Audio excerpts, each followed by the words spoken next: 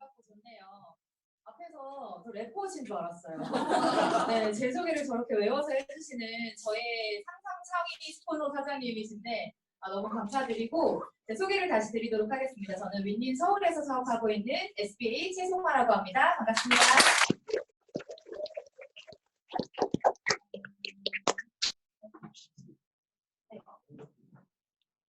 제가 오늘 준비한 제목이 비포 앤 애프터라고 되어 있는데 혹시 오늘 처음 오신 분도 있으신가요?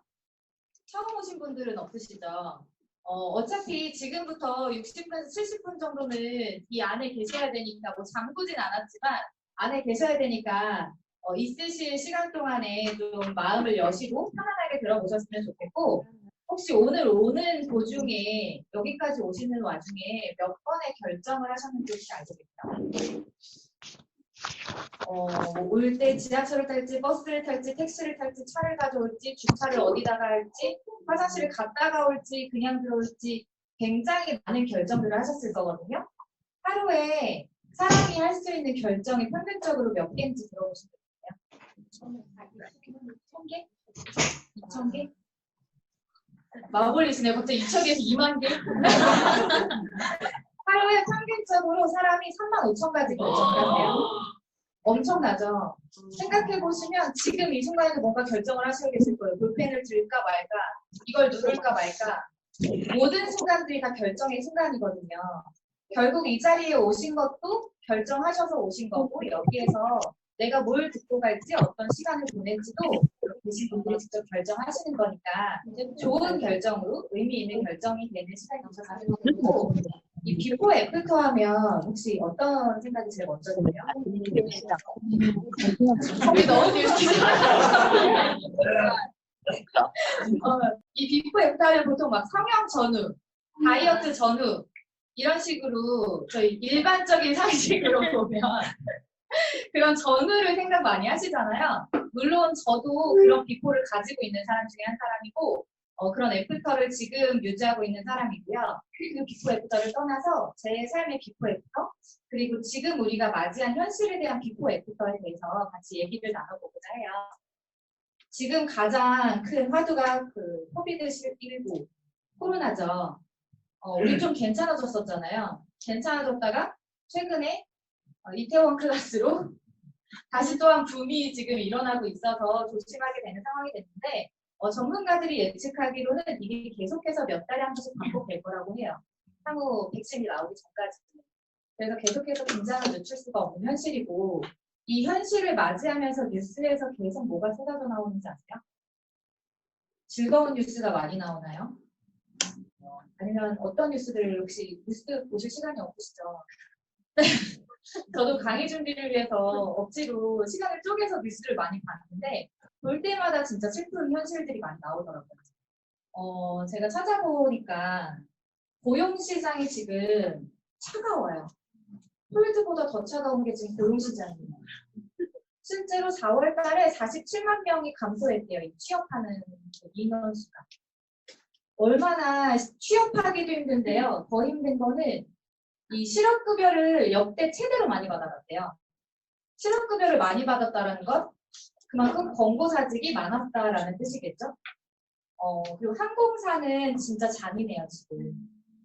특히 인천공항 같은 경우에는 해외로 나가는 것들이 거의 다 막혀있기 때문에 제 지인분이 미국에서 한국으로 아이를 데려오기 위해서 유학하고 있는 아이를 데려오기 위해서 예약을 하는데 최소 3주에서 3일 걸리고요. 비행기 티켓 구하는 원래 평도가 그래도 한 200에서 300 사이면 오거든요. 근데 500에서 700 사이에요. 티켓 값이. 그렇게 해도 구할까 말까요.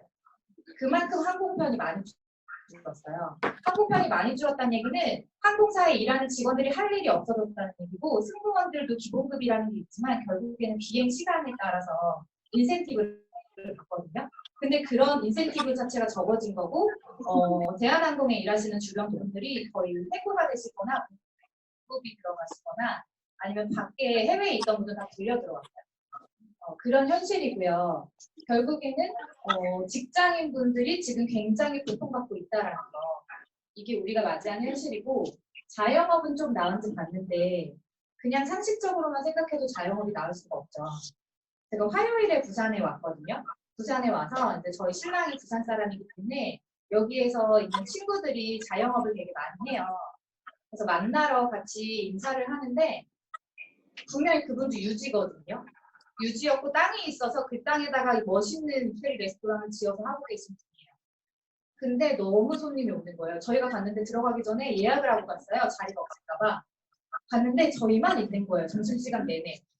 그래서 저희 테이블에 같이 앉아 계셨어요. 근데 그분의 주변 분들은 슈퍼카를 보유하고 있는 그 슈퍼리치들이에요. 그래서 와인을 즐길 때 이번에 얘기를 들었는데 하루아침에 500만 원에서 1000만 원 사이가 그냥 증발한대요. 와인값이. 그래서 슈퍼카를 팔아서 와인을 마실 정도의 사람들이라고 하더라고요. 근데 그런 부류에 있지만 결국엔 여기 손님이 없어서 저한테 하는 얘기가 온라인 시스템을 준비해야 될 것 같아요. 그렇게 얘기를 하시더라고요. 어떤 걸 준비하시려고 했더니 그래서 와이프가 뭐 손으로 뭘 만들어가지고 인스타에 판다던데 그러면 그냥 저랑 무지키는 줄이에요. 제가 그냥 너무 속에서 처음 뵀는데 너무 마음이 아파서 그럴 정도로 지금 자영업 하시는 분들도 굉장히 힘을 들고 있다라는 부분이고 여기 보시면 잘 안 보이시겠지만 실제로 뉴스에 나온 월별 매출 그 사진이에요. 작년 11월로부터 지금 아직 6개월밖에 지나지 않았거든요. 11월에 1억이 넘는 매출을 올리던 가게였어요. 근데 6개월 만에 어떻게 떨어졌냐면 900만 원. 1억에서 500만 반타작도 아니고요. 1억에서 900만 원 매출. 이거 수치로 하자면 몇 분의 몇인가요? 10분의 1? 100분의 1? 10분의 1? 제가 계산을 못해서 여쭤본 거였어요. 혹시 틀릴까봐. 진짜 엄청난 수치로 줄었잖아요. 인사동에 있는 기업 같은 경우에는 인사동은 관광지죠. 관광객으로 먹고 사는 곳이기 때문에 46년 동안 해온 가업을 눈물 머금고 정리하셨다. 명동이나 이태원은요, 관광객 없으면 망해요. 거기는요, 지금 아예 파리만 날려요. 그나마 지금 이번에 오픈했다가 이 일이 한 방에 터지면서 다시 문을 닫아봤어요. 그 클럽만 문 닫은 게 아니고요. 이태원 가고 싶으세요? 심리적으로 위축돼서 절대 가지 않아요. 그곳에. 명동 왜 안 갔겠어요? 중국인들 많은 게 안 간 거잖아요. 결국에는 이런 부분들이 그 클럽뿐만이 아니라 그 거리가 다 죽어버려요. 근데 그 찰스 다윈이라는 굉장히 유명한 말이죠. 진화론자 한 말입니다. 어차피 위기는 계속해서 앞으로도 닥칠 거고요. 살아남는 강한 종은 똑똑한 종이 아니라요. 변화에 적응할 수 있는 종이라고 해요. 이거는 진짜 유명한 책들에 고를 때마다 나오더라고요. 유튜브에 정말 유명한 강사들이 하는 영상에도 많이 나오는 말이에요. 그러면 어차피 위기는 우리가 모두 다 겪을 건데 나는 변화에서 살아남을 것인가? 아니면 그대로 사라져 갈 것인가는 이것 또한 우리가 결정하는 일이다라는 생각이 들었고요. 그래서 사람들이 변하기 시작했어요. 우리나라에서는 외국에서는 투잡이 되게 공공연하게 일어나는 일상인데 우리나라에서는 투잡을 잘 하지 않잖아요. 원래 하지 않았었는데 지금은 투잡이 약간 보편화되어 가고 있어요. 제가 청담동에서 13년 동안 웨딩 플래너로 일을 하다 보니까 그쪽에 계시는 이제 선생님들 되게 많이 알아요. 근데 그 선생님들이 막 연예인도 하고 그런 선생님들이 어느 날 나 투잡을 할 거야. 라고 하셔서 뭐 하실 건데요? 라고 했더니 투탑 클래스를 갔어요. 언니가? 원장님이요? 쌤이요? 거기 있는 한두 분이 아니고 정말 여러분이 그걸 알아봤다는 거예요. 와, 이게 진짜 현실이구나. 우리가 이 안에 살고 있어서 몰랐구나라는 생각을 진짜 많이 했었고 투잡을 하는데 낮에는 사장님이고요. 밤에는 배달 알바예요. 적금을 깨서요. 빚내면서 버티고 계세요. 이거 지금 안 하다 하시죠? 사실 저는 뉴스킨 사업을 하고 있는 사람인데 매출이 영향이 정말 솔직하게 하나도 없었고요. 오히려 올랐어요. 근데 실질적으로 현실적으로 살고 계신 분들이 이런 거 많이 생계를 위협받고 있다는 거. 결국에 아빠들은 아이들과의 생계를 위해서 투잡을 뛴다는 거. 이거를 보았고 근데 제가 이 마지막 기사 마지막 줄에 이거를 봤거든요. 이게 진짜 슬픈 거예요. 내년 이맘때쯤에는 작년에 코로나 때문에 되게 힘들었었지라고 웃으면서 얘기할 날이 온대요. 그 미래만 생각하면서 꾹꾹 참고 있고요. 이 말이 너무 답답하고 아픈 거예요. 코로나는 지나갈 거예요. 코로나는 지나갈 건데 결국에 이 일이 반복되지 않을 수 없는데 여기에서 느낀 게 과연 이게 끝인가? 여기에서 무언가를 찾아야 되는 생각을 하지 않을 건가? 라는 위기의식을 전혀 느끼지 못했구나라는 생각이 들었고요. 아까 말씀드렸던 쿠팡 플렉스예요. 이거 혹시 주변에 하시는 분 계신가요? 있으실 거예요. 쿠팡 플렉스가 뭐냐면 요즘에 로켓 배송 새벽에 오죠. 저는 로켓 와우를 쓰거든요. 애기 있는 집들은 대부분 로켓 배송 아니면 로켓 와우를 쓰실 거예요. 근데 이 로켓 와우가 밤 12시 전에 주문하면 아침에 문면허 와 있어요. 얼마나 편해요. 내가 편의점 가는 것보다 나아요. 애기 놔두고 못 나가잖아요. 근데 아침에 와 있으면 너무 좋아요. 그래서 사용을 하는데 근데 어떻게 이렇게 배송이 되지? 라고 생각했었어요. 근데 어느 순간부터 알았어요. 이 배송원이 아니라 일반인들이 갖다 주는 거구나. 라는 걸 알았고 본인들이 출근하기 전에 혹은 아기가 잘 때 자차를 이용해서 배달을 하는 시스템이에요. 근데 제가 이거를 카페에서 최근 글들이거든요. 댓글이에요. 쿠팡 플렉스를 쳤더니 이 카페에 이런 글이 나오는데 남편이 무급휴가가 길어지면서 애를 재우고 새벽에 일을 하려고 하는데 쿠팡 플렉스 힘들까요? 경험 있으신가요? 편의점 같은데 한다라고 그만둬도 되는지. 남편이 무급휴직이 길어지니까 와이프가 애 재우고 일을 나간다는 거예요. 편의점에 일을 할까요? 쿠팡 플렉스를 할까요? 이런 글들이고요. 근데 힘든 거는 둘째고요. 하는 사람이 너무 많아서 물건을 안 준대요. 이거를 제가 정말 많은 것들을 찾아봤는데 1시간, 2시간을 기다려요. 가서 새벽에 가서. 옛날에 용역 아시죠? 용역 그 사무실 앞에 가면 새벽에 막 기다리다가 누구 김씨, 뭐 채씨 이러면 불러가지고 되면 좋아갖고 가고 똑같은 현상이에요. 젊은 사람들이 나이만 바뀌었다 뿐이고 형태만 바뀌었다 뿐이지 똑같아요. 앞에 가서 기다렸다가 물건을 주면 그나마도 배달을 해봤던 남자들한테 먼저 우선순위가 가고요. 자기한테 우선순위가 안 온대요. 그래서 진짜 물건을 막 기다려서 받으면 그래봐야 7번에서 10번. 그러면 건당 800원에서 1000원이에요. 그거 벌러 새벽에 애기 재고 나가는 거예요. 괜찮아요? 쿠팡 플렉스? 멋있어 보이잖아요. 쿠팡 플렉스. 플렉스 하는 거 같잖아요. 그 플렉스가 이 플렉스가 아니라는 거죠. 이렇게 지금 실제로 현재 살고 계신다라는 거. 이 영상인데 쓰레기 앞에서 혹시 줌으로 보고 계신 분들 안녕하신가요? 이 영상이 지금 이쪽에서부터 어느 카메라인가요? 이 카메라. 영상이 제가 따로 틀어드려야 돼서 영상 다음에 공유해 드릴게요. 거기는 공유가 안 된다고 합니다. 플레이어를 설치해야 되는데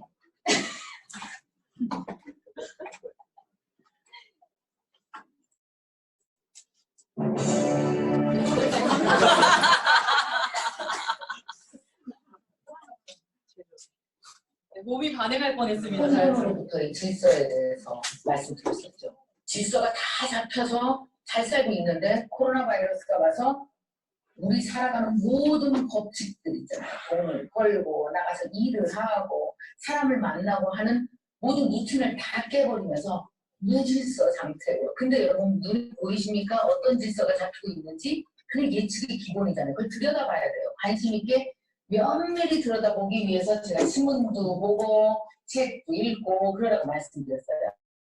그래서 거기서 어떤 실마리, 단서가 딱 나오면 그 단서를 갖고 어디로 와요? 내 사업, 내 시나리오로 와서 예측하고 수정하는 겁니다. 이런 예측이 가능하구나. 그럼 이렇게 수정해야 되는 이걸 매일 하라는 거예요. 이 엄청난 혼돈, 무질서에서 질서가 잡혀갈 때 거기에 뭐가 있다고 해서 모든 기회는 거기에 무질서에서 질서가 잡혀갈 때. 근데 우리한테 시간이 얼마큼 있다고 그랬어요. 우리한테 골든아워는 얼마? 다음 백신이 나올 때까지 아직 시간이 있습니다. 이 골든아워를 놓치면 어떤 데가 중증으로 가요. 지금 골든아워를 충분히 활용하는 겁니다. 앞서서 말씀드렸죠. 위기라는 거 인정하고 혼돈 안에 질서가 생기고 있다는 거 빨리 지적으로 알아채고 몸으로 알아채고 질서가 하나인데도 질서가 잡히고 거기서 어마어마한 사람들의 사업 기회를 얻었는데 온통 전 인구가 단 한 명도 빠지지 않고 참여한 무질서예요. 우리가 만들어낸 무질서예요. 우리가 살기 위해서. 안 그래요? 우리가 살기 위해서 안 나가는 거예요. 우리가 살기 위해서 모임 안 가는 거예요. 우리가 살기 위해서 배달하는 거예요. 여러분 우리가 살기 위해서 생존과 싸우는 한 사람 한 사람 한 사람들의 점들이 다 변합니다. 점이 다 변했더니 덩어리 자체가 다 바뀌었어요. 이게 질서잖아요. 여기에 엄청난 뭐가 있어요? 변화 속에 기회가 있다는 얘기죠. 그러니까 무관하시면 안 된다는 얘기입니다. 근데 이 질서가 그러면 하루아침에 딱 잡혀갖고 나한테 페이퍼를 자 질서야 이러고 주는 게 아니에요. 눈치 채는 사람만 아는 거예요. 그리고 무질서는 매일 변형되고 질서도 매일 변형됩니다. 그래서 매일 예측하고 매일 수정할 것. 이게 여러분 이 시나리오, 기본 시나리오 하실 일입니다. 그리고 언어가 되라는 거예요. 새로운 것을 공부하는 사람이 되라는 거예요. 뉴라기보다는 넥스트를 공부하는 거예요. The next를 공부하는 거예요. 다음에 뭐가 오지? 그러기 위해서 여러분들이 늘 공부하고 있어요.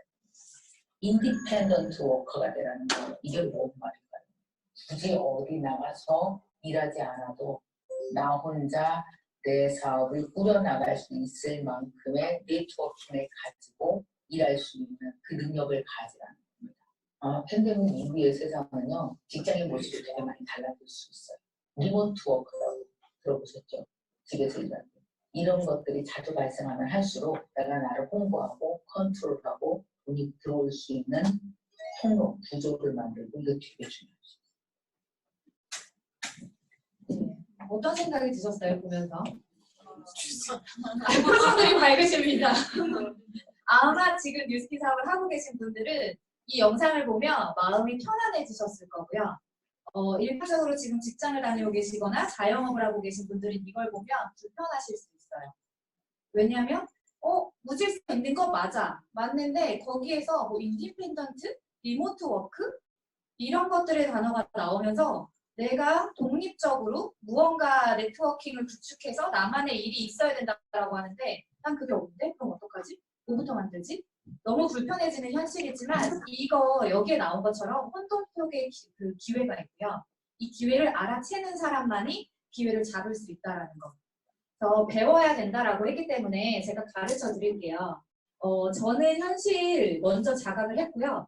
그 다음에 인정하는 게 먼저고요. 그리고 개선 방법을 찾아야 하잖아요. 그 다음에 액션으로 이어져야 하는데 제 현실을 저는 이제 일찍부터 좀 자각을 한 편이에요. 저는 패션 디자인을 전공을 했고요. 웨딩 일이 하고 싶지는 않았는데 그냥 웨딩 드레스 디자이너가 하고 싶었거든요. 근데 웨딩 드레스 디자이너를 하려니까 두 가지 그 조건이 필요하더라고요. 돈이 많은 집안에 태어났거나 아니면 내가 재능이 뛰어나서 돈이 많은 사람이 나를 서포트 해주거나 둘 중 하나여야 돼요. 강남에 이 웨딩 드레스샵 요만하면 사람이 올까요? 절대 안 와요. 이 강의장보다 몇 배는 커요. 일반 샵 하나가. 그러면 그 한 층에 이따만한 사무실을 빌리려면요. 월세가 어느 정도일까요? 거기 제가 있었던 층에 위층에 있는 드레스샵이 몇 년 전이 2천만 원이었어요. 한 달에. 2천만 원인데 그거를 돌리려면 그 드레스샵을 운영하려면요. 2천만 원이면 그렇게 비싼 건 아니에요. 그 정도 규모에. 근데 2천만 원에 또 뭘 준비해야 되냐면 드레스를 다 넣어놔야 돼요. 드레스가 5벌 있으면 올까요? 몇백 벌 필요해요. 요즘에 소비자들은 눈이 높아졌기 때문에 비교를 엄청나게 해요. 근데 이거 한 벌 바잉할 때마다 몇 천에서 억 단위거든요. 바잉 가능할까요? 그 5년 전에 있는 드레스를 입으러 올까요, 사람들이? 분기마다, 시즌마다 바꿔가면서 드레스를 바꿔줘야 돼요. 근데 그거를 제가 난 안 되겠구나. 그러면 빨리 바꿔야겠다라고 생각하고 제가 웨딩 플래너로 전향을 한 케이스였어요. 그 웨딩 플래너는요. 옛날에 제가 시작할 때만 해도 13년 전이니까 그때는 듀오 플래너라고 생각을 해서 결혼을 중매해주는 사람이라고 생각을 하셨거든요. 근데 저는 결혼을 중매해주는 사람이 아니고 결혼할 사람이 있어야지만 저한테 올 수 있는 사람이에요. 그 결혼 준비를 도와주는 사람이었기 때문에. 네, 그렇게 제가 13년 동안 진짜 열심히 일을 하고 되게 행복하게 일을 했던 시간이었어요. 물론 그 안에서 정말 말도 안 되는 컴플레인들도 있었고 예를 들어 코사지 하나, 부케 하나, 뭐 드레스의 점 하나만 잘못돼도 너 때문에 결혼식이 망쳤다 라고 하시는 분들도 있어요. 결혼식 값을 물어달라고. 왜 이제 이러면 업체들마다 비상인 거예요. 드레스샵 탓인지 메이크업샵 탓인지 스튜디오 탓인지 플래너 탓인지 서로 따지기 시작해서 이 웨딩 플래너들은 굉장히 예민한 삶을 살아요. 그래서 술을 많이 마시고 그래서 늘 화가 많아요. 예민하고 이렇게 살아왔던 인생이었거든요. 근데 더 중요한 건 평일에 보통은 일하고 주말에 쉬어야 되잖아요. 남들 쉴 때. 근데 남들 쉴 때가 저희는 제일 바쁜 날이었어요. 그러니까 뭐 같이 친구들하고 여행을 가거나 뭐 20대에 누릴 만한 것들을 하나도 못 누려보고 산 거예요. 그래서 제가 나도 20대 안에 좀 일반인답게 살아보고 싶다. 정상적으로라는 개념으로 살아보고 싶다. 그게 뭐였냐면 제 기준의 정상은 빨간 날 쉬는 거. 나도 황금 연휴 한번 쉬어보고 싶다여서 그때 낮에는 일을 하고 밤에는 공부를 해서 다시 편입을 해가지고 회사에 들어갔어요. 회사에 들어가서 계속 교육을 하다가 또 운 좋게 잘 풀려서 외국계 기업의 교육팀 과장으로 갔었는데 제가 알고 있는 기준은 그냥 웨딩 플래너 아니면 일반 직장 이게 다였던 거예요. 그 당시에. 그러니까 선택한 게 이게 최고인 줄 알았는데 막상 갔는데 나의 어차피 한계치라는 점이 급여로 정해져 있고 내 시간이 정해져 있고 내가 여기서 아무리 열심히 한다 해도 나아질 게 없다라는 걸 알았고 그리고 저희 과장님이 40대 중반이었는데 위에서 계속 압박을 받으면서 결국에는 그만두라는 얘기를 돌려서 이것 까고 저것 까고 이렇게 까이고 이렇게 까이면서 결국에는 자기 발로 나가게 되는. 근데 이제 나갈 때 퇴직금을 얼마를 받을 수 있는지를 막 싸우는 거예요. 그거 싸우는 데만 6개월이 걸렸어요. 그렇게 싸우고 나가는 모습을 보면서 이렇게 사는 게 맞나? 그냥 나는 내가 할 수 있는 만큼 벌 수 있는 웨딩을 다시 해야겠다. 더 늙기 전에 나는 돈을 많이 벌고 싶으니 그렇게 해야겠다라는 생각을 하면서 다시 웨딩 일을 했었고요. 그때 웨딩 일을 할 때 저희 신랑을 만났어요. 저희 신랑은 홍대 건축과를 나왔고 스페인에서 석사학위를 받아온 멋있는 사람이었어요. 그래서 공부를 되게 좋아하고 막 책도 잘 읽고 이런 사람인 줄 알았는데 노래방도 좋아하고 그냥 노는 걸 좋아하는 네, 아주 아티스트적인 삶을 사는 사람이거든요. 근데 이 사람을 만나서 저희가 결혼할 때 제 조건은 그거였어요. 평생 여행을 많이 못 다녀봤으니 나중에 신랑은 봐요. 전 세계를 다 다녀본 사람이에요. 그래서 말할 때마다 약간 이제 좀 제가 빈정이 상하는 거예요. 뭐 어디 가보고 싶다면 거기는 뭐 이렇고 저렇고 뭐 얘기하지 말고 나의 로망을 깨지 말아달라. 막 이럴 정도로 그래서 제가 결혼할 때 조건은 그거였어요. 1년에 2번 호화롭게 여행 보내줘라. 대신 나도 열심히 일을 할 테니 같이 일해서 우리 여행을 다니자. 라고 해서 결혼하고 4년 동안 아기 생기기 전까지 1년에 최소 2번씩 여행을 갔는데 한 번 여행 가면 저희는 500에서 1000만 원을 써요. 그냥 동남아를 가까운데 왜냐면 웨딩 일을 하고 있다 보니까 열흘을 가고 싶어도 못 가요. 최대치를 빼도 4, 5일이에요. 그러면 멀리 못 가잖아요. 그러면 이게 아쉬우니까 동남아를 가거나 막 가까운 나라를 가도 막 풀빌라 1박에 50만 원 이런 데를 가야지 성이 풀리는 거예요. 내가 풀 수 있는 게 이거밖에 없으니까. 그래서 마지막에 미국을 갔는데 미국에서 한 1000만 원을 썼거든요. 열흘 동안. 1000만 원을 쓰고 생긴 게 지금의 저희 아이예요. 네. 또 사람들이 그래 1000만 원 쓰니까 아기가 생기는구나 4년 만에. 막 이런 농담도 하고 그러는데 그만큼 저에게는 그게 그냥 로망이었던 사람이었는데 저희 아기가 태어나기 전해에 제가 웨딩일을 하고 있을 때 원래 아이가 생겼었어요. 생겼는데 하늘나라로 그 아이를 보내고 왜냐면 웨딩일이랑 뭐 이렇게 너무 열심히 하다 보니까 몸 상태가 너무 안 좋았었고 그렇게 보내고 나서 3일 만에 다시 출근을 하는데 이렇게 살다가는 우리한테 나이는 없겠다. 신랑이랑 나랑 이러다가는 진짜 우리가 파국을 볼 수도 있겠다라는 생각이 들어서 고민 끝에 아예 웨딩일을 정리하고 저는 1년이란 시간을 놀게 돼요. 근데 평생 일하던 사람이 놀아질까요? 안 놀아져요. 그리고 저를 아시는 분들은 아시겠지만 집에 하루도 가만히 못 있는 스타일이에요. 그래서 제가 임신 초기에 위험해서 3개월 동안 집에 있었는데 매일 울었어요. 여보 갑자기 눈물이 나. 나도 왜 우는지 모르겠어. 맨날 이러면서 집에서 맨날 울었던 사람이거든요. 근데 이런 사람이 집에 있으려니까 얼마나 힘들겠어요. 그래서 뭐 꽃도 배우고 디자인도 배우고 막 컴퓨터 맥도 사다가 비싼 돈 주고 사가지고 디자인한다 그랬는데 디자인하는데 눈알이 빠질 것 같은 거예요. 손목이 나가고 막 눈이 너무 아프고 하루 종일 아침부터 밤까지 했는데 한 달에 100만 원인 거예요. 그 지금 바디 프로필 찍으신 분들 계시죠? 그거 수정하는 거예요. 그런 것처럼 웨딩 사진 수정하는 걸 한 건데 한 장 한 장에서 하루에 100장씩 했는데 한 달에 100만 원 벌었어요. 어떻게 생각하세요? 이 일에 대해서.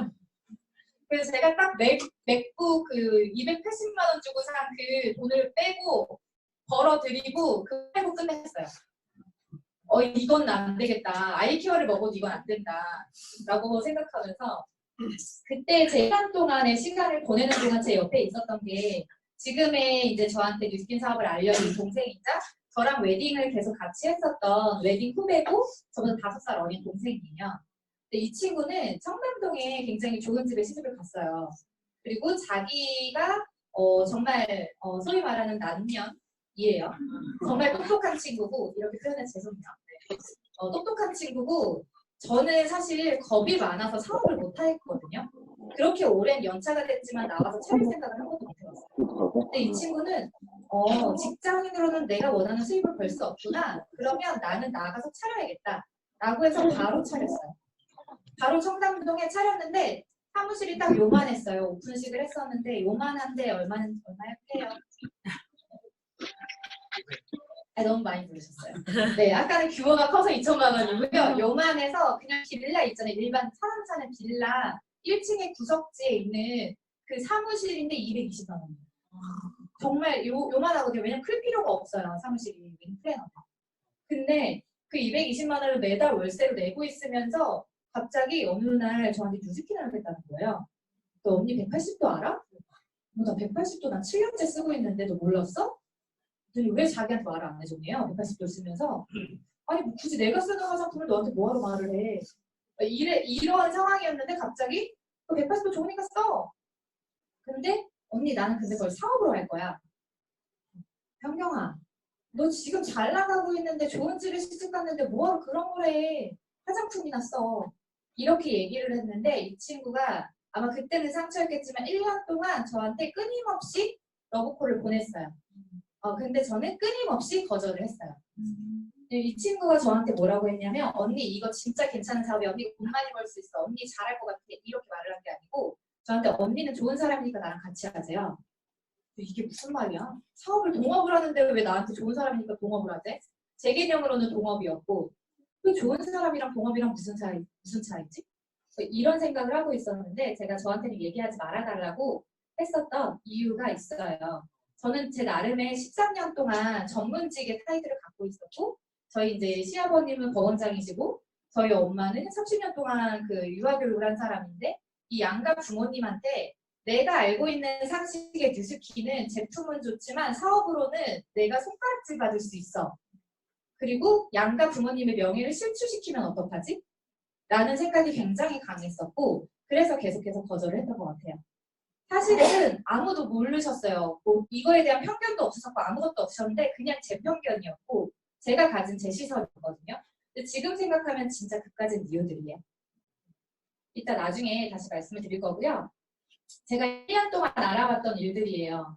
제주도에 있는 절친이 타운하우스를 사서 살고 있었고 이런 렌트를 돌리는 일을 하고 있었기 때문에 나도 그럼 너처럼 제주도에 가서 게스트하우스를 해야겠다. 그럼 신랑하고 잠깐 떨어져 있을 수 있으니까 막 이러면서 그때는 제가 뉴스킨을 하기 전이라 막 서로 오해도 많고 막 많이 싸울 때였어요. 그래서 막 이렇게 하면 우리가 좀 서로 시간을 각자 가질 수 있겠다 막 이런 생각도 있었고 자유롭게 살고 싶다라는 그냥 그런 생각에 게스트하우스를 할까? 아니면 내가 웨딩 일을 살려서 플라워를 배웠으니까 디렉팅 회사를 차릴까? 아니면 엄마 뒤를 위해서 어린이집을 차릴까?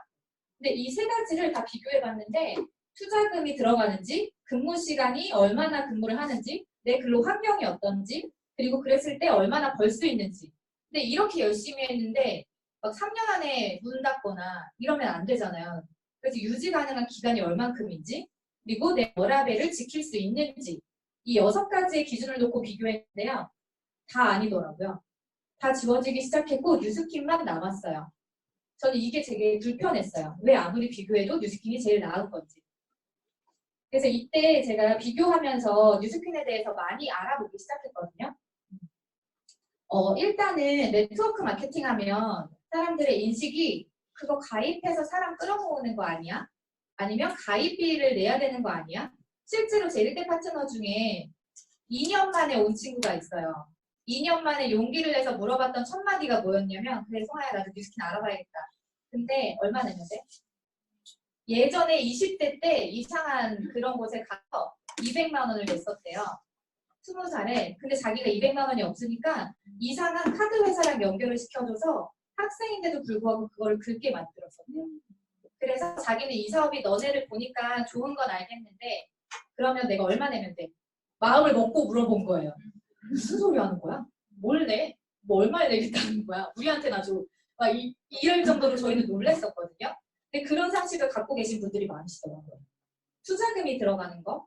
실질적으로 정당한 네트워크 마케팅에서는요, 가입비도 받지 않고요, 투자금도 받지 않아요. 좀 그 잘못된 방식을 선택한 분들은요, 처음에 갔을 때 사업자가 되고 싶으시면 300만 원을 뭐 긁으세요, 400만 원을 긁으세요, 700만 원까지도 있어요. 뭐 종류별로 있더라고요. 그거를 잘 알아보셨으면 좋겠고, 그리고 제가 생각했을 때 뉴스킨은요, 어차피 저는 계속해서 제품을 쓰고 있던 사람이었고, 이 제품을 쓰는 거를 내가 지금까지 그 현경이란 친구가 180도를 쓰는지 몰랐잖아요. 내가 180도를 쓴다고 동네방네 알리는 거예요. 내가 뭘 쓰고 이렇게 유지를 하고 있는지. 그래서 그냥 내가 쓰고 있는 샴푸, 린스, 뭐 바디워시, 어떤 화장품, 영양제, 내가 건강을 유지하는 것들, 이 방법에 대해서 절대 돈이 들어가는 게 아니라 추가 지출이 아니라 그냥 있는 거에서 브랜드 체인지를 해서 써보는 애니웨이 머니에서 정도만 사용할 수 있는 그런 부분이었고, 제품력 같은 경우에는 일단 금액 대비 제품이 좋아야 되고 그래야지만 사람들이 재구매를 할 거 아니에요. 그 재구매를 할 수 있는지, 그리고 내가 열심히 해서 만들어 놓은 자산이 날아가 버리면 안 되기 때문에 이 회사가 안전한지 이 기준으로 알아보기 시작했고요. 그게 뉴스킨은 모든 점에서 100점 만점을 받았어요. 제 기준에. 이건 저희 회사의 소개예요. 회사 기준을 보시면 뉴욕 거래 그 주식 상장이 96년도에 됐거든요. 주식 상장되어 있는 회사들은 일단 경영이 투명해야 돼요. 그 부분에서 일단 제가 안전하네 라는 생각을 했었고, 그리고 이 골드 트라이앵글이라고 제 늦둥이 동생이 육상 선수예요. 실제로 뭘 먹을 때마다 검색을 해요. 거기에 성분이 들어있는지 없는지 도핑 테스트를 하기 때문에. 이게 일반인들은 잘 모르지만 운동하는 사람들은 되게 중요시 생각하시더라고요. 근데 골드 트라이앵글에도 안전하게 운동선수들이 먹을 수 있는, 실질적으로 라이프팩은 올림픽 선수들의 공식 그 후원 제품으로도 들어간 적이 있고요. 그리고 포브스지에 신뢰할 수 있는 100대 기업, 같은 이 업종에서 가장 그 약속한 금액을 잘 이행하는 여러 가지 면들이 있거든요. 파악하는 그 부분에서도 100대 기업에 들어갔고, 그리고 2017년, 2018년도에 연속으로 이 그 유로 모니터라는 곳에서 디바이스를 체크를 했는데 1위를 한 그런 제품을 가지고 있는 회사예요. 이 정도면 도산할 위험 없고 삼성보다 안전하고 그리고 제품도 괜찮고 이런 회사라면 내가 믿을 수 있겠다라는 기준에서 알아보기 시작했고, 회사는요 굳이 제가 입 아프게 설명하지 않아도요 제품을 써보시면 알게 되실 거예요. 이거는 일반적인 유통 과정과 네트워크 마케팅의 유통 과정이에요. 왜 네트워크 마케팅 회사 제품들이 좋을 수밖에 없는가? 일반 유통을 하는 회사들 같은 경우는요, 내가 제품을 만들잖아요. 만들면 여기에서 도매, 소매, 총판 이런 과정을 다 거치고 결국에는 연예인이나 어떤 TV 광고나 이런 거를 거쳐서 소비자에게 와요. 그러면 내가 요거 하나를 만들려면 1,000원에 만들었지만 그 안에 많은 돈들이 붙어가지고 결국에 소비자는 10만 원에 사게 돼요. 그리고 변화돼서 조금 낮아졌어요. 낮아진 게 이마트라든지 대형마트, 그리고 홈쇼핑이 생기면서 10,000원짜리가 조금 더 직거래 방식으로 생겼지만 그래도 중간에 있는 광고비가 들어가면서 9만 원 정도까지 낮아졌어요. 그리고 지금은 저희 쿠팡 되게 활용 많이 하시죠. 쿠팡 같은 경우에는 광고를 따로 제품을 하지는 않잖아요. 그냥 우리가 어디서 보고 쿠팡 가서 사잖아요. 뉴스킨도 마찬가지거든요. 내가 사용하는 사람이에요. 쿠팡도 보통 보면 주변에 사용하는 사람들이 추천해주는 거 많이 사요. 저도 마찬가지로 제가 추천해주는 거를 누군가 샀을 때 저한테 그냥 일부의 커미션을 받고 나머지 광고 없이 제품을 소비자가 구매할 수 있어요. 그래서 똑같이 그 제품을 살 때 이 그 만들어지는 금액 자체가요 10,000원이 아니라 30,000원이에요. 그러면 10,000원짜리 제품하고요, 30,000원짜리 제품하고요, 어떤 게 더 좋을까요? 이거 너무 쉬운 산수죠. 30,000원짜리 제품이 좋을 수밖에 없고 이 좋은 제품을 70,000원에 더 저렴하게 살 수 있는 거예요. 그래서 네트워크 제품들이 좋을 수밖에 없는 이유고요. 그 좋을 수밖에 없는 이유가 제 얼굴이에요. 제가 이랬어요. 보이시나요? 되게 사람 좋아 보이죠? 제 친구들이 되게 좋아하는 사진이에요. 제가 일했던 제가 TR이라는 프로그램을 통해서 제 몸이 이랬었거든요. 아기를 낳고 아기를 가졌을 때 17kg가 쪘는데 10kg 정도가 빠지고 그 뒤로 다 안 빠지고 멈춰 있더라고요. 주변에 출산하신 분들 물어보면 다 공감하실 거예요. 공감 못 하시는 분도 계시긴 해요. 너무 타고난 몸매를 가지고 계셔서. 근데 대부분의 임산부들이 이런 일을 겪거든요. 근데 이렇게 됐을 때 자존감이 너무 바닥이었어요. 삶이 행복하지 않았었고 옷을 입어도 다 맞지도 않고 이런 제 삶에서 지금은 아기를 안고 있어도 수영복을 입어도 바디 프로필도 최근에 찍었거든요. 그 사진으로 바꾸려다가 아기 안고 있는 사진이 저는 너무 좋은 거예요. 제 로망이었어요. 아기 안고 있는 엄마인데 그렇게 보이지 않는 거. 그렇게 그냥 단순히 다이어트의 개념이 아니라요. 제 삶이 속도리치 바뀌었거든요. 자존감이 높아졌고 그렇게 바꿔준 게 진짜 밥 잘 먹고 생긴 엄마에서 자랑하고 싶은 엄마. 요즘에 저희 엄마가 유치원을 하잖아요. 유치원 애들도 자랑해요. 우리 엄마는 예쁜데? 우리 엄마는 젊은데? 우리 엄마는 날씬한데? 엄마 오늘 예쁘게 입고 와. 이런 식으로 데려다 줄 때도. 요즘 애들은 다 알아요. 그런 엄마가 되고 싶었고 저희 신랑이에요. 표정도 일부러 우울하게 한 건지 모르겠지만 자기가 찾은 셀카를 저한테 주더라고요. 내 얼굴이 이랬어? 결혼해줘서 고마워. 막. 얼굴이 진짜 그게 깨돌이였고 자기는 이게 뭐 영국에서 부의 상징이라면서 뭐 말도 안 되는 그런 말을 하는데 네. 이 죽은 게 깨돌이였고 막 얼굴이 흘러내리고 독소가 가득한 얼굴이었어요. 신랑이 술을 또 좋아했기 때문에 근데 180도를 3세트 쓰고 나서 주근깨 깨돌이가 이렇게 밝아졌어요. 피부톤이 좋아졌고 지금은 가는 곳마다 저보다 칭찬을 더 많이 들어요. 아니 왜 이렇게 젊어졌어? 왜 이렇게 어려졌어? 뭘로 관리해? 저한테 안 물어보고 다 신랑한테 물어보더라고요. 그래서 약간 좀 위기의식을 느끼고 있는데 지금은 흰둥이가 됐고요. 이렇게 독소 가득한 저희 결혼하고 2년째 됐을 때가 사진이더라고요. 근데 지금은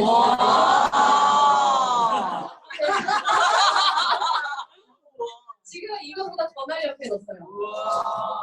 그리고 피부가 엄청 올라가가지고 갈바닉을 진짜 열심히 하거든요. 저희 신랑이. TR도 2번 했고 갈바닉을 매일 해요. 그니까 뭐 제 에이즈람미를 자꾸 자기가 쓰고 막 그래도 180% 사줬는데 요즘에 에이즈람미를 훔쳐 쓰더라고요. 그러니까 이만큼 본인이 좋으니까 본인이 관리하기 시작하더라고요. 그래서 지금 30대 중반이었던 사진이고 지금 곧 40이거든요. 근데 훨씬 어려졌어요. 그래서 저는 시댁에서 칭찬을 진짜 많이 들어요. 너 와이프 잘 만나가지고 남들은 아저씨처럼 변해가는데 너는 점점 더 젊어지는구나. 이런 칭찬도 많이 듣고 살고 있고요. 결국에 사람들은 예뻐지고 싶고 오래 살고 싶잖아요. 여기에서 생각했을 때 내가 제일 고령이다라고 하시는 분 있으신가요? 내가 제일 고령이다. 다 마음이 젊으시니까? 네, 사장님 혹시 연세가 58세 아직 그렇게 안 보이시네요. 네. 그러면 제가 선택권을 드릴 건데 한번 골라보시겠어요? 예뻐지는 거 하고요. 오래 사는 조건이 있고요. 안 늙고 예뻐지는 거랑 건강하게 오래 사는 거 이 조건이 있으면 혹시 어떤 거 고르시겠어요? 네, 이거 중에 골라주시면 돼요. 건강하게 오래 사는 거? 예뻐지시고 싶으세요? 안 늙고 예뻐지시고 싶으세요?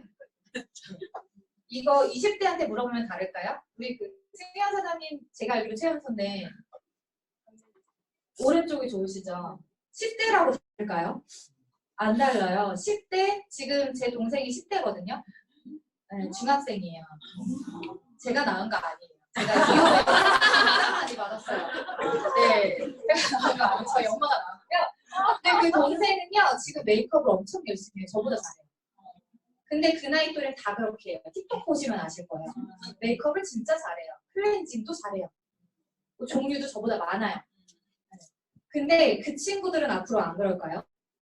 이게 뭐냐면 이게 시장성인 거잖아요. 결국에 사람들이 원하는 곳에는 돈이 있고 그 돈이 있는 곳으로 내가 움직여야지만 나에게도 돈이 온다라는 거. 이게 시장성인 거고요. 저희 지금 뉴스킨에서는 글로벌 뷰티 디바이스 시장이 앞으로 전 세계적으로 2024년까지 3배 성장한대요. 앞으로의 기회가 이만큼이나 열려 있고요. 지금 왜 구글, 성 이런 굴지의 기업들이 바이오 시장에 들어가고 안티에이징 시장에 전략을 집중하는지 그걸 생각해 보시면 이게 단순히 뉴스킨이 화장품을 파는 일이 아니라 이 안티에이징이라는 기술력으로 분명하게 내가 아이템으로 활용할 수 있겠구나라는 기회를 보셔야 돼요. 근데 아까 그 김미경 강사 강의에서 보셨죠? 기회를 발견하셔야 된다고. 우리가 하반기에 어떤 제품들이 나오냐면요. 부스트라고 제가 되게 까만 편이거든요. 저를 위해 나오는 제품 같아요. 저는 이따만하게 나왔으면 좋겠어요. 네, 이렇게 다 문질리고 싶어가지고. 근데 요만한, 요거보다 조금 큰 크기로 나온다고 해요. 이 크기로 그냥 얼굴에 문지르면 바로 즉각적으로 환해진대요. 갖고 싶지 않으세요? 이거 우리만 갖고 싶을까요? 엄청 갖고 싶어 하는 사람들 많을걸요? 그리고 운동하시는 분들 요즘에 그 피트니스 하시는 분들 진짜 많잖아요. 전문가 아니어도 하시는 분들 많거든요. 단백질 쉐이크 이런 거 다 드세요. 관리하기 위해서. 근데 그거 몸에 안 좋은 것도 알고 있어요. 본인들도. 근데 만약에 이게 몸에 좋은 거면 먹고 싶지 않을까요? 그 브랜드 체인지를 해주는 것만으로도 우리에게 엄청난 시장력이 올 텐데 앞으로 이거는 전에 없던 최초 최고의 제품이라고 하면 진짜 괜찮은 아이템 아니에요? 그래서 그 기회를 제대로 한번 보셨으면 좋겠고요. 이렇게 날씬해진 제가 어떻게 이걸 전달해서 어떻게 사업을 하고 왜냐면 저는 처음에 뉴스킨 하는 사람 봤을 때 근데 저게 돈이 되나? 이런 생각 되게 많이 했었거든요. 그런 생각 해본 적 혹시 없으세요? 처음에 시작하시기 전에 지금 알아보시는 분들은 아마 이거 생각하실 수도 있어요. 제가 TR이라는 프로그램으로 다이어트를 했고요. 그랬을 때 이랬는데 이렇게 됐으면 물어볼까요? 안 물어볼까요? 주변에서 엄청나게 물어봤어요. 지금 제 조리원 동기분들은 한 명도 빠짐없이 TR을 했어요. 누구는 3개월 만에 따라했고 누구는 6개월 만에 따라했고 누구는 지금 하고 있어요. 현재. 그렇게 다 물어봐서 TR90을 해요.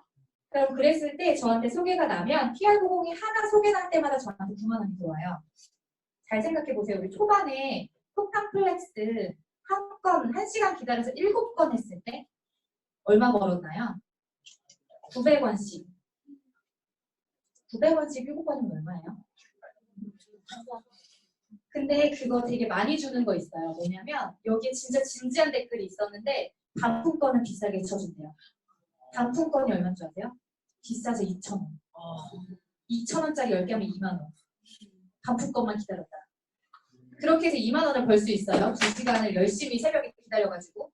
근데 제가 그냥 빠졌어요. 물어봤어요. TR 알려줬어요. 9만 원 들어와요. 이거 어떻게 생각하세요? 좋은 건가요? 완전 좋은 건가요? 완전 좋은 거예요. 그냥 상식적으로만 생각해도. 근데 3명한테밖에 만약에 소개가 안 났다라고 해도 39, 27, 27만 원이에요. 그죠? 캐시백을 6만 원을, 아니 6만 원이래. 6%를 돌려줘요. 모든 제품에 대해서. 그러면 이렇게 제가 받다 보니까 소개가 어쩔 수 없이 많이 난 거예요. 나는 소개를 안 하고 싶은데 내 몸을 보니까 자꾸 TR 하고 싶대. 그래갖고 막 소개가 난 거예요. 아니면 우리 신랑 보니까 턱 이렇게 된 거 보니까 갈바닉 쓰고 싶을까요? 안 쓰고 싶을까요? 주변에서 신랑 친구들이 물어보기 시작했고요. 루미스파, 뭐 영양제명 본인들이 물어보기 시작했어요. 그렇게 해서 소개가 그냥 알아서 나기 시작했는데 그랬을 때 막을 수 없어요. 이제 소개가 나기 시작하면. 그래서 막 그 소비자가 생겼어요. 생기고 나니까 제가 대리점이 되는 거예요. 이 대리점이라는 얘기는 보통의 대리점은 뭐 생각하세요? 우리 아까 월세 얘기 계속 했었잖아요. 내가 보증금을 내서 사무실 하나를 얻고 거기에 매달 월세를 내고 거기에 집기류를 채우고 제품을 채워서 그렇게 운영하는 게 보통의 오프라인 매장이에요. 근데 앞으로는 온라인이에요? 오프라인이에요? 온라인이에요. 무형의 점포를 가지고 계셔야 되는데 저는 무형의 점포를 가진 거예요. 그 소비자 군단이 눈에 보이지 않지만 제 소비자들이고 제가 강의하고 있는 이 와중에도 제품을 계속해서 사용하실 거예요. 그렇게 사용하는 소비자들이 많이 늘어났을 때 제가 생각하지 못했던 그 조리원 동기 언니에게서 소개가 나고 제 친구에게서 소개가 나고 저희 신랑 친구에게서 소개가 났을 때 이 모든 소비자를 통틀어서 15명에서 20명 정도의 소비자를 만들면 사업자가 유지가 돼요. 내가 혼자 15명 만드는 건 어렵지만 내가 소개해준 사람에서 소개가 또 나고 소개가 또 났을 때 더 이상 내가 어떤 소비자가 있는지 알지 못하는 나중에 그 정도까지도 가거든요.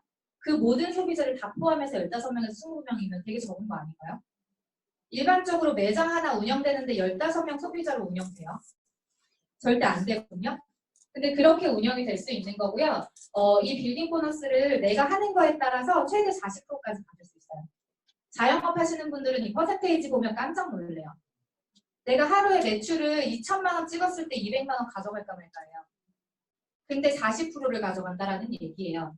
이렇게 했을 때 내가 뭐 파는 정도에 따라서 매출에 따라서 퍼센테이지도 다르고 물론 매출도 다르겠지만 내가 열심히 하면 400만 원 이상도 지금 현재로는 1000에서 1500만 원을 받아가시는 분들도 있어요. 이건 내가 하기에 따라서 그런 거고요. 이 프랜차이즈 보상이 사실 저는 이게 가장 좋았기 때문에 이 사업을 한 거거든요. 왜냐하면 컨설팅 같은 경우는 프랜차이즈를 낼 수가 없어요. 웨딩 쪽에서는. 스튜디오는 낼 수 있어요. 근데 스튜디오 웨딩 그 프랜차이즈도 뭐냐면 저희 서울에 있던 본사에서 부산에서도 내줬거든요.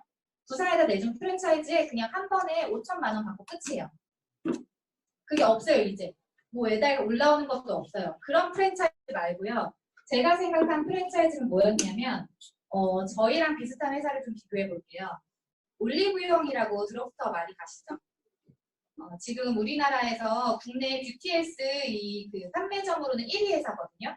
올리브영이라는 회사를 누가 차려준대요. 받고 싶으시죠? 누가 차려준다 그러면 받고 싶잖아요.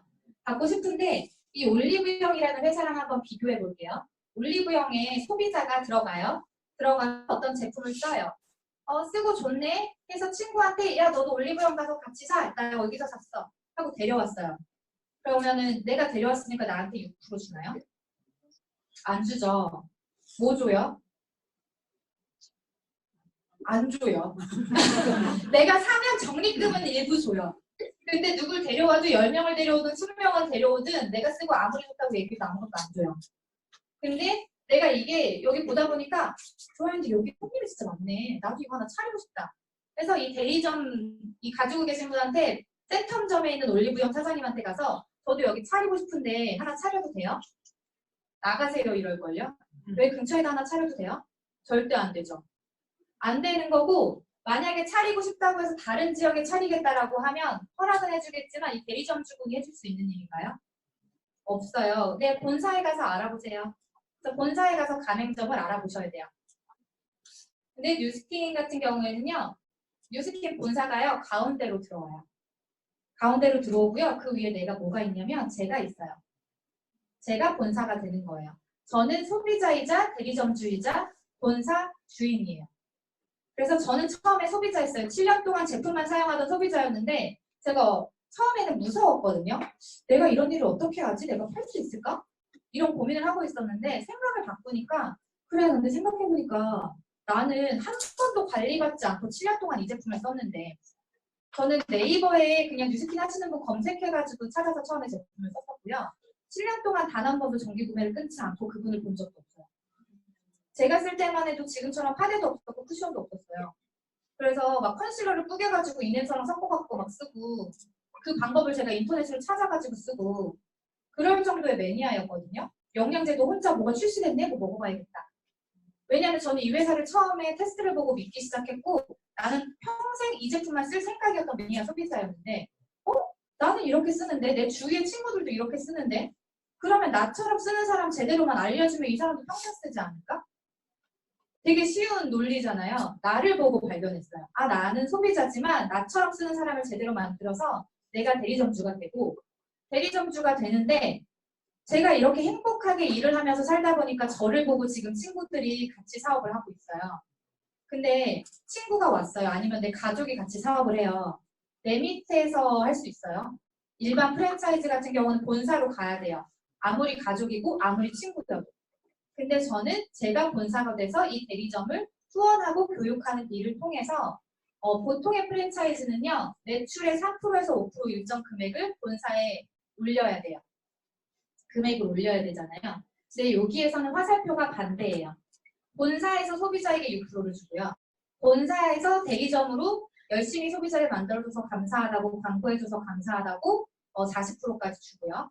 본사에서 프랜차이즈를 만들어줘서 감사하다고 저한테 또 5%에서 15%의 보너스를 줘요. 근데 이거를 계속해서 받을 수 있는데 내가 선택하는 거거든요. 나는 이 제품이 좋으니까 쓰긴 쓸래. 그러면서 그냥 소개해서 6%만 받을래. 라고 하셔도 되고요. 나는 그냥 소개 많이 해서 40%까지 받을래. 근데 40%랑 6%를 둘 다 받을 수 있어요. 그러면 최대 46%까지 받을래.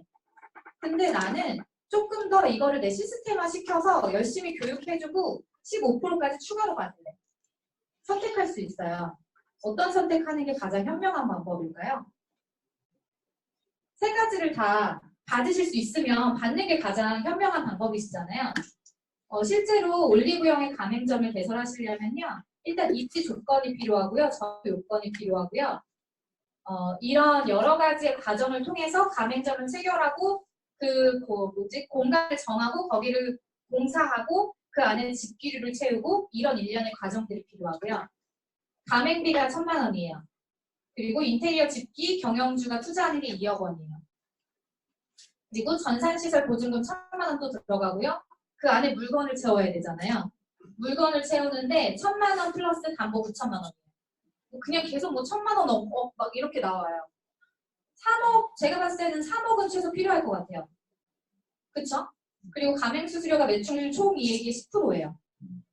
매출 총이익의 10%를 내야 돼요. 이렇게 차릴 수 있는 올리브영이고요. 이 안에 있는 직원들의 월급이며 유지비며 뭐 공과금이며 모든 것들이 매달 지출되는 부분들이에요. 근데 지금처럼 오프라인 매장으로 사람들이 안 가기 시작했을 때 어떨까요? 생각해보시면 진짜 아찔할 거예요. 뉴스키는요, 심플해요. 경험했잖아요. 아까 제 인사 보셨죠? 저희 신랑 인사 보셨죠?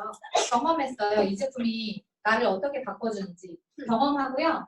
공유하시는 거예요. 소유의 시대가 아니고 공유의 시대이기 때문에 공유해 주시면 되고요. 그리고 이거를 똑같이 교육하시면 돼요. 내가 했던 방법을 그대로. 너무 심플하죠?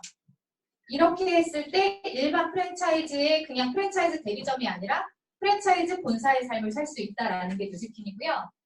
이 언택트라는 말 혹시 못 들어보셨으면 꼭 유튜브에 한번 찾아보세요. 가장 유행하는 현재 신조어거든요. 뉴스에도 나와요. 비대면이 언택트예요. 대통령이 엊그제도 그 얘기를 했잖아요. 비대면 사업을 늘릴 것이다. 언택트 시대에 돌입했고요. 소비자와 직원이 직접 만날 수 없는 패턴이에요. 실제로 키오스크, 패스트푸드점만 가도 키오스크로 변해 있죠. 공항에 지금은 우리가 인천공항에 있는 로봇이 그냥 귀여워 보이고 신기해 보이지만 나중엔 이게 일상이 될 거고요. 지금은 로봇이 배달도 해줘요. 자리로 음식도 갖다 주고요. 그리고 커피도 만들어주는 시대예요. 나중에 이제 무인 자동차가 이미 만들어져 있지만 세계가 혼란에 빠질 걸 생각해서 오픈하지 않았다는 것도 찾아보시면 나오실 거예요. 그런 언택트 시대고요. 저는 언택트 시대를 활용해서 이 코로나 시대에 저희는 기회를 봤거든요. 그래서 이렇게 화상 미팅을 통해서 일을 하고 있어요. 비대면 하면서 화상으로 일을 하고 있고 이 레버리지라는 책도 안 보셨으면 꼭 한번 보셨으면 좋겠고 롬무어라는 작가의 시리즈물이거든요. 레버리지, 머니, 그리고 결단 이 책들에 대해서 안 보신 분들은 한 번씩 보셨으면 좋겠어요. 이 책에 나오는 저는 이 책을 보고 사업을 결정한 거였거든요. 처음에 하필이면 제가 1년 동안 사업을 고민하고 있을 때 본 게 이 책이었어요. 그래서 표정이 리얼하시네요. 아니 저희 뒤에 네. 우리 레버리지 할 것인가 레버리지 당할 것인가는 내가 선택하는 거예요. 레버리지 쉽게 설명하면 뭐냐면요. 학교에 비상 연락망 있잖아요. 근데 교장 선생님이 이 모든 전교생한테 한 번에 알리는 게 빠를까요? 아니면 교장 선생님이 선생님한테 알리고 선생님이 반장한테 알리고 반장이 뭐 중간에 임원한테 알리고 이렇게 전달되는 게 빠를까요? 후자가 빠르죠. 단리가 좋아요? 복리가 좋아요? 이거 되게 좋으시네요. 복리 이자가 좋잖아요. 이런 개념이라고 보시면 돼요. 내가 무언가를 하지 않는 시간에도 나에게 계속해서 생산이 되고 있는 무언가의 자산이 있는가? 나는 레버리지를 당하고 있는가? 아니면 레버리지를 하는 삶을 살고 있는가를 분명히 보셔야 되고 그리고 올리브영하고 뉴스킨의 가장 큰 차이가 뭐냐면요. 소비자가 누구의 자산인가예요. 소비자는요. 이 센텀점 올리브영에 가도 되고요. 아니면 강남점 올리브영에 가도 돼요. 근데 올리브영에 올리브영 고객만이라고 해도 결국에는 올리브영 매니아인 거지 내 대리점의 매니아가 아니에요. 근데 이 뉴스킨에서는요. 내가 만들어낸 내 고객은 내 자산이고요. 이 자산에 대해서 굉장히 적합하게 보호를 해줘요. 정말 까다롭게 보호를 해주고요. 그리고 그 자산은요. 제가 아까도 말씀드렸지만 제가 강의를 하고 있고 잠을 자고 있고 여행을 가고 있는 그 와중에도 그들은 샴푸를 하고 목욕을 하고 화장품을 쓰고 영양제를 먹어요. 그렇게 제가 자고 있는 동안에도 계속해서 자산이 레버리지 되어가고 있어요. 지금 이 영상을 그냥 넘어갔는데 이 플랫폼 비즈니스에 대한 설명이었어요. 영상 하나가. 근데 플랫폼 비즈니스 아마 아실 거라고 생각을 하고요. 기본적으로 우리가 이제 플랫폼이 정거장 역할을 하는데 그 정거장 역할을 하는 어플들, 이 회사들이 굉장히 지금 상위에 랭킹되어 있어요. 전 세계의 글로벌 회사들 중에 옛날에 있던 회사들이 다 밀려났고요. 다 언택트 하는 회사들, 플랫폼 비즈니스라는 형식을 가진 회사들만이 살아남고 있어요. 그렇다면 이게 이미 트렌드인데 나는 이 트렌드에 들어와야 될까요? 아니면 지켜보면서 이걸 사용해야 될까요? 이 안에 들어오셔야 돼요. 들어오셔야 되는데 지금 에어비앤비 어플 만드실 수 있어요? 이 시스템 구축하실 수 있어요? 저는 에어비앤비 가끔 사용하거든요. 사용은 할 수 있지만 아니면 내가 내 집을 빌려줄 수야 있겠지만 결국에 내가 이 주인이 될 수는 없어요. 쿠팡 그 몇 조 원의 손실을 감안하면서도 지금 계속 운영을 하고 있죠. 근데 이제 그 올라왔더라고요. 상승곡선으로 이번 기점으로. 근데 이 회사를 몇 조 원이겠어요, 그냥? 있으세요? 없잖아요. 만들 수가 없는 시스템이에요, 일반인이. 일반인이 만들 수 있는 가장 좋은 플랫폼, 가장 공유하기 좋은 것은 그냥 내 하나의 플랫폼을 만드시는 거고요. 언택트 시대에 그 전문가들이 얘기하는 게 뭐냐면 당신의 지금 직업이 언택트로 바뀌었을 때 당신은 살아남을 수 있는가. 그러면 당신이 그게 없다면 당신이 가질 수 있는 언택트를 분명히 하나는 가지고 있어야 한다. 그래서 어쩔 수 없이 인스타든 블로그 등 어떤 그 도구라도 유튜브든 하나는 무조건 마련하세요가 지금 전문가들이 하는 얘기예요. 요즘에 뭐 인스타를 너무 많이 해가지고 뭐 유튜브 내가 언제 인제 들어가가지고 지금이라도 들어오셔야 돼요. 지금이라도 들어오지 않으시면 도태되실 거고요. 매일 하는 인스타그램이랑 카톡이 내 플랫폼이 될 수 있다면 보통 이 플랫폼이라는 게 생산자가 있고 이걸 원하는 소비자가 있을 때 연결해주는 역할을 하잖아요. 쿠팡에는요 재고가 없어요. 쿠팡은 물건을 유통만 하는 회사지 그 안에 무언가 물건을 만들어내는 회사가 아니잖아요. 재고가 없는 회사지만 그냥 필요한 사람과 만드는 사람을 연결해주는 역할을 하죠. 저도 마찬가지예요. 제 플랫폼을 통해서 제 인스타는요. 저는 뉴스킨 사업하기 전에 400명 정도 있었어요. 팔로워가. 정말 안 하던 사람이었고 지인들만 있었고 사진 찍을 줄도 몰랐고요. 근데 그 안에서 배웠어요. 이 팀 안에서 다들 알려주기 때문에 서로 알려주는 방법을 통해서 하기 시작했고 1년 반 만에 지금 아직 많은 숫자는 아니지만 그래도 2,000명이 넘어갔어요. 이번 주에만 100명이 넘어갔거든요. 이렇게 넘어가면서 저는 그 생각이 있었어요. 내가 인플루언서도 아닌데 내가 뭐 뛰어나게 이쁜 것도 아니고 뭐 어떤 뛰어난 삶을 사는 것도 아닌데 나를 팔로우하는 사람이 있을까? 팬덤이 생길까? 라고 했는데 저는 정말 신기하게 인스타로 TR 문의가 오기 시작했고 만나고 싶다는 문의가 왔고 10년, 20년 동안 안 보고 지냈던 사람들이 연락이 오기 시작했고 그걸 보면서 지금은 그분들 중에 파트너도 계시거든요. 인스타 이것도 내가 활용하면 분명히 도구가 될 수 있구나. 일반인도 할 수 있구나. 라는 거를 깨닫기 시작했고요. 제가 처음에 사업을 물어봤던 날이에요. 1년 동안 고민하다가 결국에는 이렇게 다 알아보고 나니까 안 할 이유가 없는 거예요. 편견만 딱 버리고 나니까요. 모든 조건에서 이 일이 너무 괜찮았어요. 그래서 편견을 버리니까 제 발로 찾게 됐고요. 검토가 끝났고 어차피 할 거면 하다가 만년 되고 싶지 않은 거예요. 그렇잖아요. 자존심 상하잖아요. 일 열심히 하던 사람들은 특히 이게 또 있거든요. 나 이거 할 거면 제대로 해야겠는데? 라는 생각이 들었고 아까 처음 소개해 주신 것처럼 저는 배가 나와서 이 일을 시작했어요. 임신했을 때 이 일을 시작했고 정말 배가 이렇게 나왔을 때 사업자가 됐어요. 상식적으로 무언가를 시작할 타이밍인가요? 새롭게 시작할 타이밍은 아니잖아요. 있던 일도 정리할 시기예요, 보통은. 근데 이때 시작했고요. 8월 달에 대리점 하나를 배출을 했고 9월에 아기를 낳으러 갔고요. 10월에 대리점을 4개를 배출을 했어요. 지금 5월이죠. 제가 이렇게 해가지고 아기 난 지 100일 만에 그 대리점을 4개를 배출하고 거기에서 엄청난 그 팀이 하나 커지면서 브랜드 앰버서더라는 타이틀을 획득을 했거든요. 근데 이 시간 동안에 지금 만약에 내가 그렇게 될 수 있을까? 저는 이렇게 해가지고 마카오를 신랑하고 공짜로 갔어요. 회사에서 보내줘가지고 석세스 트립이라는 걸 갔는데 지금 저희가 내년에 하와이라는 석세스 트립이 있어요. 근데 이거 되게 가고 싶지 않으세요? 네. 하와이에 그냥 부부가 둘이 가려면요 못해도 1,000만 원이에요.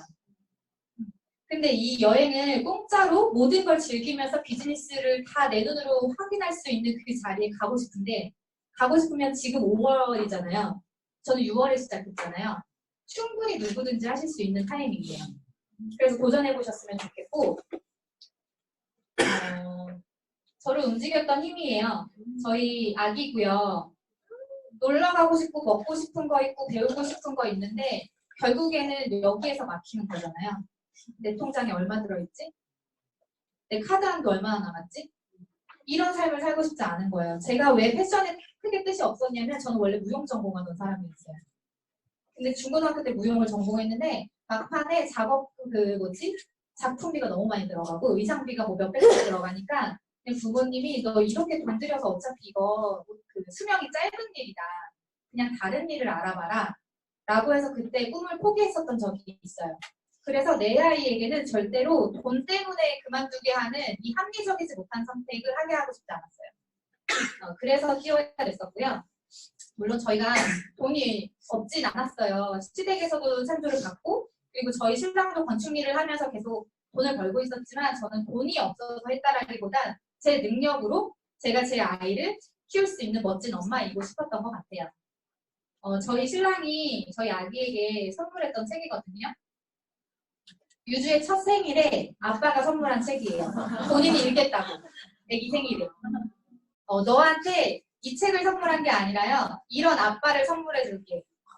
라고 선물을 한 책이었어요. 첫 페이지에 그렇게 써놨더라고요. 유주 안 되는 건 있어도 못하는 건 없게 해줄게. 이걸 보면서 이 책을 보면 직장인의 삶과 자영업자의 삶과 사업가의 삶, 투자가의 삶 이 4분면의 삶이 나오는데요. 일반인은요. 왼쪽에서 넘어갈 수가 없어요. 왼쪽에 있으면요. 내 아이에게 내가 원하는 삶을 마음껏 살게 해주기가 힘들어요. 저희 신랑 친구 어제 만나고 온 친구 같은 경우는 뭐 또 차를 바꿨다는데 세종시에 땅이 있어서 뭐 지금 그게 1,500억인가? 로 늘었다고 하더라고요. 이 정도의 자산이 있으신 분들, 내가 자고 있어도 사업이 그냥 굴러가는 분들이 사업가까지 가는 거고요. 그냥 내가 회사를 하나 운영하고 있다고 사업가가 아닌 거예요. 언제든지 망할 수 있기 때문에. 네, 언제든지 이런 상황이 닥쳤을 때 위기가 왔을 때 정말 위기가 될 수 있기 때문에.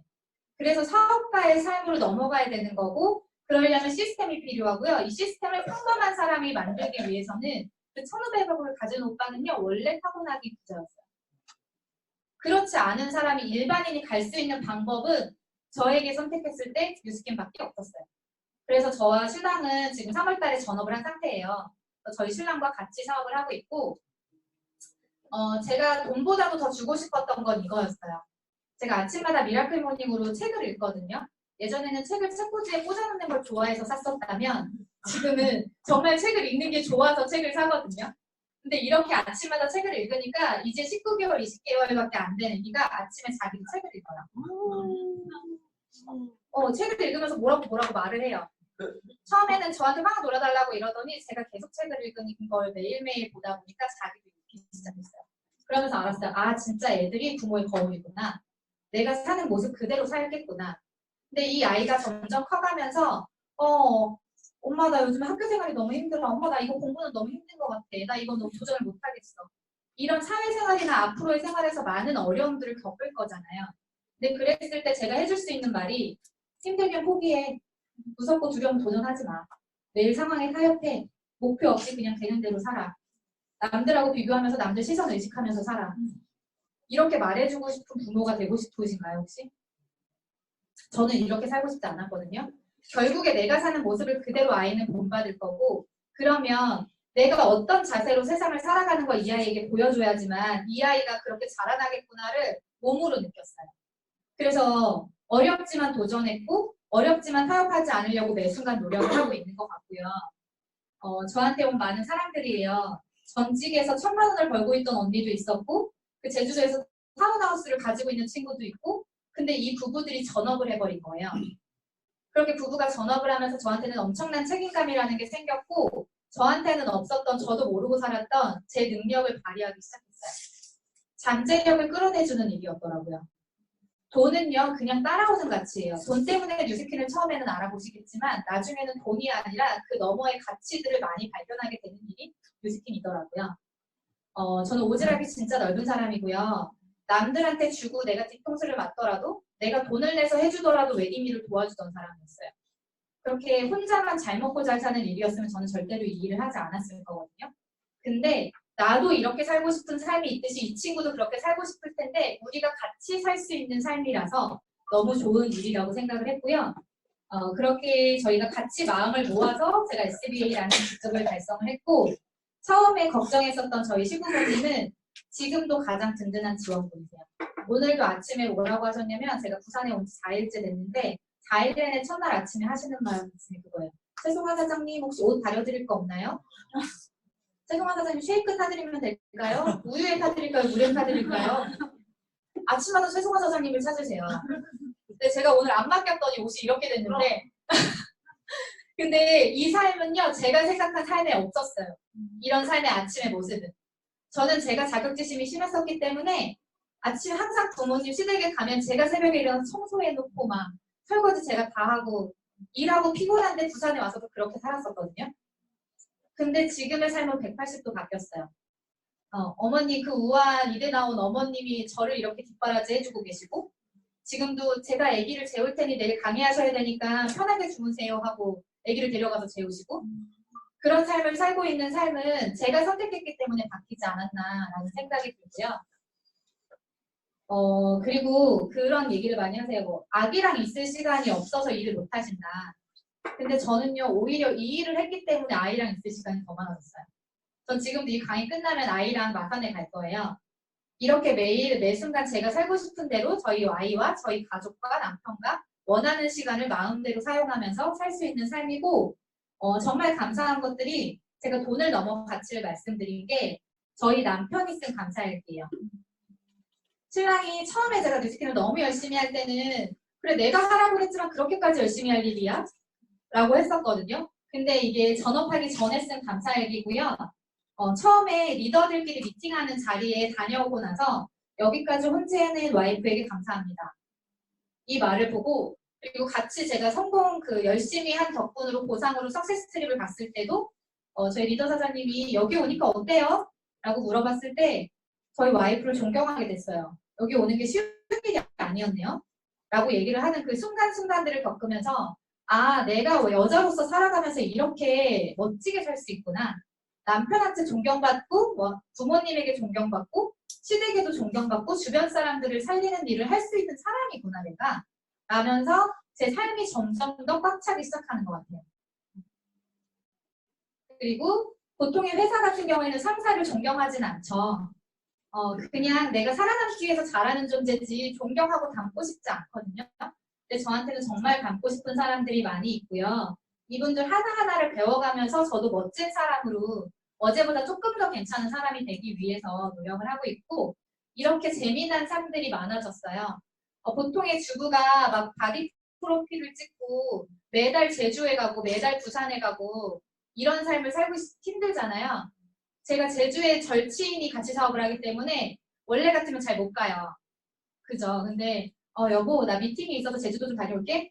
이러면 미팅이에요. 우리 어제도 대구에서 만났거든요 그 친구를. 근데 이렇게 언제든지 제가 원하는 친구들을 만나는 게 제 일인 거예요. 그렇게 살 수 있는 삶이고 저도 모르고 살았던 제 잠재력을 끌어내준 사람들이고 제 인생을 꽉 채워주는 사람들이 같이 할 수 있는 허락해준 삶이에요.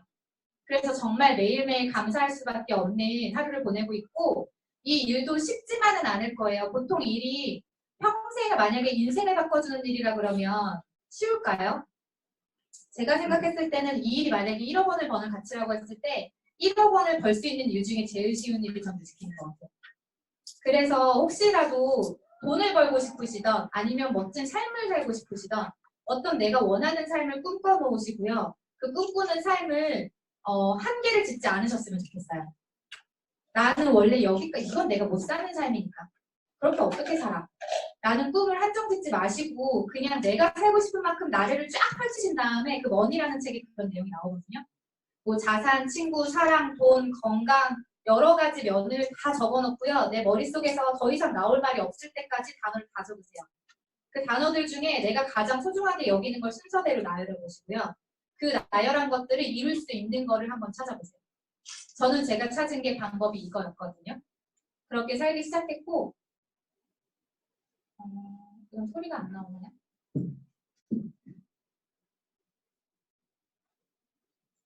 이 둘을 나누는 가장 많은 사람들은 부자와 가난한 사람의 차이가 그저 돈의 양이라고 생각합니다. 하지만 이 생각은 틀렸는데요. 이 둘을 나누는 가장 큰 차이는 사고방식입니다. 돈이 많고 적고의 차이는 그들이 가진 사고방식이 낳은 결과일 뿐입니다. 가난한 사람이 가난한 이유는 간단합니다. 가난한 사람들은 자신들의 사고방식을 바꾸지 않으면 어떤 것을 하던 가난하게 살 것이라는 점을 인지하지 못합니다. 평생 짐과 빚을 안고 살아갈 수밖에 없죠. 가난은 우리의 삶을 비참하게 만들 수 있습니다. 가난한 사람의 사고방식은 정말 최악 중의 최악인데요. 오해하지 마세요. 가난한 사람들이 나쁜 사람이다 라고 말하는 게 아닙니다. 하지만 그들을 가난하게 만든 그 사고방식을 저는 아주 싫어합니다. 가난한 사람들은 항상 기다립니다. 가장 일하기 힘든 사람은 누구입니까? 라고 물었을 때 알리바바 마윈 회장은 이렇게 말했습니다. 가장 일하기 힘든 사람은 가난한 사람들이다. 공짜로 무언가를 주려고 하면 그들은 함정이라고 할 것이다. 작은 비즈니스에 대해서 이야기하면 돈을 별로 못 번다고 하고 큰 비즈니스에 대해서 이야기하면 돈이 없다고 한다. 새로운 것을 시도하자고 하면 경험이 없다고 하고 전통적인 방식을 시도해보자고 하면 경쟁이 많아서 어렵다고 하고 새로운 비즈니스 모델이라고 하면 다단계라고 하고 상점을 하나 같이 운영하자고 하면 24시간 내내 일을 해야 하기 때문에 자유가 없다고 하고 새로운 사업을 시작하자고 하면 전문가가 없다고 합니다. 그들에게는 공통점이 있습니다. 구글에게 물어보길 좋아하고 희망이 없는 친구들에게 의견을 듣는 것을 좋아하고 대학교 교수보다 더 많은 생각을 하지만 장님보다 더 적은 일을 하죠. 그들에게 한번 물어보세요. 더 나은 삶을 위해 무엇을 할 수 있는지 명확한 답을 내지 못할 것입니다. 가난한 사람들은 공통적인 한 가지 행동 때문에 실패합니다. 그들의 인생은 기다리다가 끝납니다. 사업을 시작하기에 모든 게 완벽하게 갖춰진 타이밍을 기다리고 공부를 시작하기에 알맞은 시간을 기다리고 아이디어가 있어도 바보 같다는 소리를 들을까봐 무서워서 기다립니다. 무언가를 시작하기에 너무 늦었다면 그저 늙어 죽기를 기다리죠. 그렇게 기다려서 언젠가 어떤 억만장자가 기다려줘서 고맙다고 다가와서 돈을 주고 가기를 바라죠. 그냥 기다리고만 있어서는 아무것도 바뀌지 않습니다. 가만히 앉아서 생각만 하고 있는 대신에 무언가를 그냥 해보세요. 현재 자신에게 한번 물어보세요. 당신은 가난한 사람인가요? 마윈 회장의 말처럼 내일의 완벽한 계획보다 오늘의 괜찮은 실천이 맞습니다. 저도 이 채널을 만들기까지 정말 많은 고민을 했는데요. 내 말을 누가 들어주겠어? 내가 뭐라고 남들을 가르쳐? 나를 아는 사람이 이 영상을 보고 비웃으면 어쩌지? 조금만 더 공부하고 동영상을 만들어보자 같은 고민을 무척이나 했었죠. 하지만 마윈 회장의 스피치를 보고 바로 행동을 하자는 생각으로 동영상을 만들고 업로드를 했습니다. 제 첫 목표는 2017년 내에 100명의 구독자를 만들자였습니다. 하지만 지금 2000명이 넘는 구독자가 생겼죠. 그때 행동하지 않았다면 지금 보면 비교적 작은 숫자인 100명의 구독자도 만들지 못했을 것입니다. 아무것도 안 하고 기다리며 구독자 0명의 채널을 가지고 있었겠죠. 완벽한 타이밍은 절대 오지 않습니다. 그냥 하세요. 네. 제가 정말 좋아하는 동영상이고 제가 진짜 사랑하는 친구들한테 보여줬었던 동영상이에요. 저도 이런 생각을 가지고 있었고 그래서 유튜브를 무서워서 도전을 못하고 있다가 도전을 하기 시작했어요. 네, 물론 아직 미약하지만 저도 나중에 두고 봤을 때 결국 그때라도 할 걸. 이런 후회를 하고 싶지 않거든요. 그래서 여기 계신 분들도 꼭 그냥 생각만 하지 마시고 그냥 일단 해보고 그 다음에 완벽해지기로 네, 실천이 먼저다라는 걸 꼭 말씀드리고 싶었고요. 결국에 이 일에서는요. 정직하고 좋은 사람만이 성공할 수 있는 일이에요. 그런 사업이기 때문에 정말 추천을 할 수 있을 거고 여기에 만약에 초대되신 분이 있으시다면 그분에게 초대되신 분이 좋은 사람이기 때문에 여기 오셨을 거거든요. 그래서 그분에게 진짜 감사한 마음으로 한번 물어보셨으면 좋겠고 어차피 우리가 모두가 소유할 수 있는 거는 공통점은 시간밖에 없잖아요. 이 일은요. 투자하실 게 딱 한 가지예요. 시간. 시간만 투자해 보시고요. 그 시간을 통해서 기회를 반드시 발견하셨으면 좋겠습니다. 네, 제 강의는 여기까지 하겠습니다.